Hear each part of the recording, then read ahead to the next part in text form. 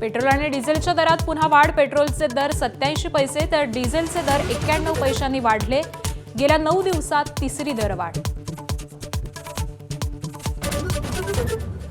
राज्यात इंधन टंचाईचं संकट गडद. बुलढाणा वाशिममध्ये पंपावर रांगा. हिंगोलीत डिझेलसाठी हाणामारी तर जालन्यात इंधनाअभावी 59 पंप बंद.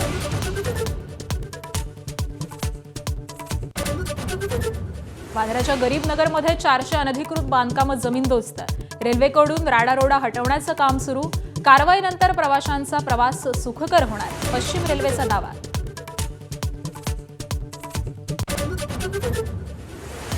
आता मंत्रालयाचा कारभार. एअर इंडियाच्या इमारतीतून नरिमन पॉइंटमधील 22 मजली इमारतीच्या खरेदी प्रक्रियेला वेग.